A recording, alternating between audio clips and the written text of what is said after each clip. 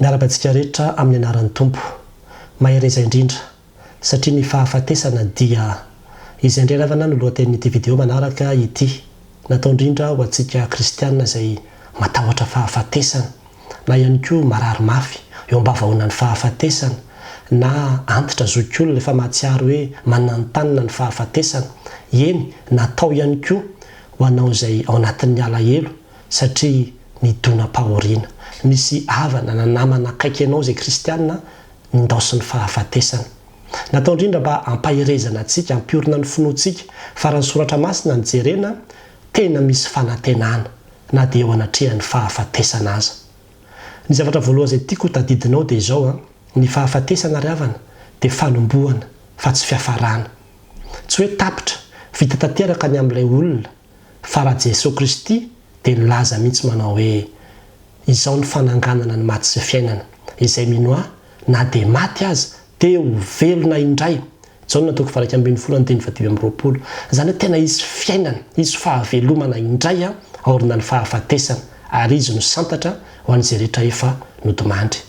Ny faharoa dia izao ny fahafatesana ry havana dia fiaonana mivatana amin'ny Jesosy Kristy io.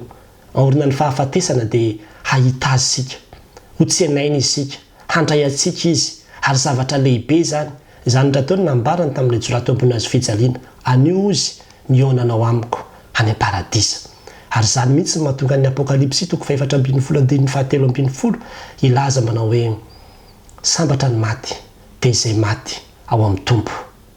Ny zavatra fahatelo izay tsara ho tadidintsika koa dia izao hoe ny fahafatesana dia vavahady hidirana amin'ilay tena fiainana fa tsy hidirana amin'ny fahalovana akory.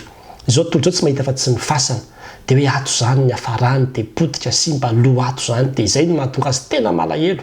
Ho antsika kristianina misy zavatra tsara lavitra, mihoatra lavitra, ambony lavitra noho ny fasana hitantsika dia tsy inona fa ilay lapan'Andriamanitra, ilay fiainana mandrakizay. Fa Jesosy Kristy ry havana tamin'ny fotoana izay nampiononana ny mpianatra ny amin'ny manoloana ny fahafatesana izay hiatra aminy any amin'ny Jaona 4:17 manao hoe andeha hozy izy anamboatra fitoerana ho anareo ary ho avy ndraika handray anareo any amiko ary any amin'izay toerako no hisy anareo koa. Izany hoe tena hisy fonenana vaovao izay arahana monina amin'Andriamanitra mihitsy, tsy ny fasana no toerana izay miandry antsika orina ny fahafatesana fa ilay lapan'Andriamanitra any no ivorian'ny olona ozy izy nitononkiratsika dia ny olo-masina izay tsy omby analinalina. Ny fahafatesana koa ry havana dia fantatsika fa fanantenana fa tsy fahadisom-panantenana. Zao tontolo izao tena hoe diso fanantenana tanteraka satria rava tanteraka daholo ny zavatra nantenaina sy nandrandraina ary mametsinana an'Andriamanitra hoe fanahoana noho izao sahady na hoe noho izao no mitranga. Kanefa dia izao misy fanantenana be ho antsika kristianina rehefa mandinika an'izany fiainana rehetra orina ny fahafatesana izany tsika dia ilay fiainana mandrakizay ary izany mihitsy ny antom-pisitsika, izany mihitsy ny antony ivavahantsika hanomana ho amin'izany mihitsy isika, miomana ho amin'izany mihitsy isika ty amin'ity zao tontolo izao ty. Ka nahatonga ny tenin'Andriamanitra ny amin'ny Korintianina 1:5 ilaza manao hoe raha ety amin'izao tontolo izao ihany no anantenantsika ny Kristy dia mahantra indrindra amin'ny olona rehetra isika, tsy izao fiainana ety izao ihany fa indrindra ilay fiainana mandrakizay izay hidirantsika aoriana ny fahafatesana. Ny fahafatesana ry havana dia izao alahelo tsotra fa tsy fahamoizam-po. Misy ny olona dia tena hoe tsy lahitra ataona inona na inona mihitsy ao anatin'ny alahelo, ny fahakiviana lalina satria tsy manana fanantenana izy. Ary izany mihitsy natonga ny tenin'Andriamanitra ny amin'ny Tesalonianina 1:4 dia laza manao hoe fa tsy tiana tsy ho fantatrareo raha lahy ny amin'izay nodimandry ozy izy mba tsy hahalelovanareo tahaka ny sasany izay tsy manana fanantenana. Itsika dia manana fanantenana dia ilay fanantenana ny mamelombelona ny fanahintsika ka mahatonga ilay alahelo anatsika ho tony, ho lefy, ho maivana. Ny fahorianay maivana ozy izy. Izany ny ambaran'ny tenin'Andriamanitra satria tsika mahita ilay zavatra izay aoriana ny fahafatesana fa tsy mifantoka amin'ilay fahoriana izay mitranga eto amin'izao tontolo izao fotsiny ihany. Izany ry havana ny fanantenantsika ary izany mihitsy ny finoantsika. Ny zavatra manaraka izay tsara ho fantatsika dia izao ny fahafatesana dia fidirana ho amin'ny fahazavana fa tsy ho amin'ny aizina. Tadio tsara ry havana fa ny olona mieritreritra hoe lasa naty aizina ilay olona. Izao tontolo izao misy antsika ty no aizina. Indro ny aizina manarona ny tany, mpanjaka ny fahamazinana no mifehanty izao tontolo izao ty.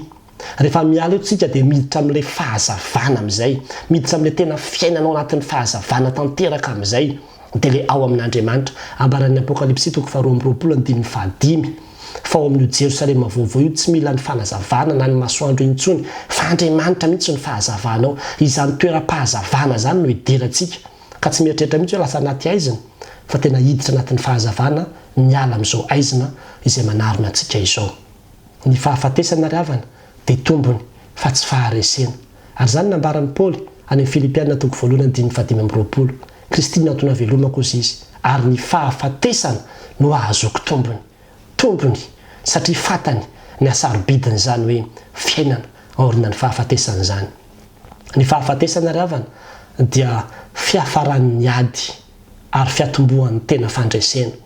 Ny fahafatesana ny fahavalo farany ozy ny soratra masina izay tsy maintsy ho resentsika ary rehefa resy io dia aorinan'izay anomboka andray ny valosoa igioka zany atao hoe tena fandresena izany sika. Amin'izao fotoana izao tsika mbola sationany amin'ny apahany ihany ny fandresena izay azotsika fa rehefa tonga ny fiainanao amin'Andriamanitra orina ny fahafatesana dia tena fandresena amin'ny lafiny rehetrarehetra mihitsy izay fandresena izay ananantsika izay ary hosatroana satroboninahitra isika amin'izay fotoana izay koa.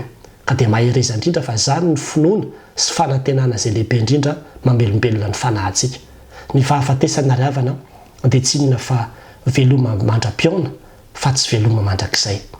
Ohatran'ireny olona hoe handeha lavitra dia fantatsika hoe mbola hiverina mbola iaona dia tsy tena hoe malahelo be fa dia malahelo, mety misy ranomasy kely milatsaka soatr'izany ihany fa tsy tena le mahamoy fo tanteraka satria mahatsiaro hoe mbola iaona. Ary izay le finoana sy fanantenana mbola iaona izay mihitsy no anatintsika kristianina ka mahatonga antsika tsy tena hoe alahelo be, tena hoe anao an'ity zavatra rehetrarehetra ity fa tena atoky fa mbola iaona.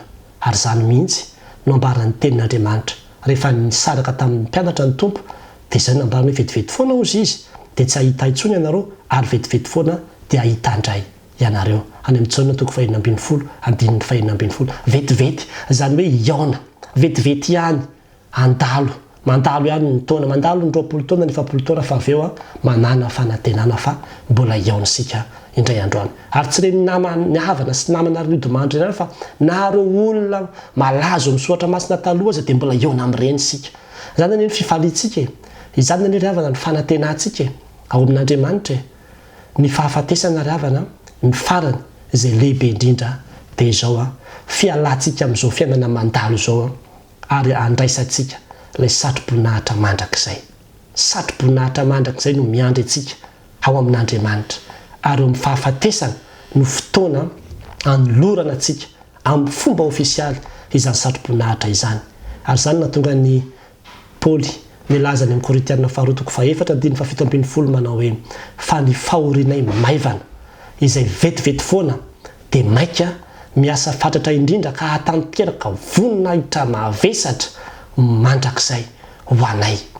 Maivana ozy izy satria fantatra fa izy voninahitra mavesatra izay omena anay, izay voninahitra mandrakizay fa tsy zao zavatra mandalo sy miserana izao no ahatonga ny kivy sy hoketraka ao anatin'izany rehetrarehetra zany.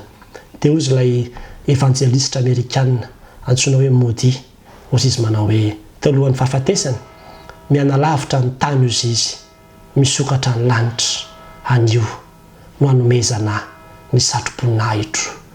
Ry havana manana izany fanantenana izany venao mila miomana tsika ao amin'ny fahafatesana ary mety hoe zavatra manahirana mieritreritra izany hoe miomana ao amin'ny fahafatesana fa zany mihitsy nambaran'ny tenin'Andriamanitra ny amin'ny Osea miomana ao izy Israely eo amin'ny tompo Andriamanitra ao.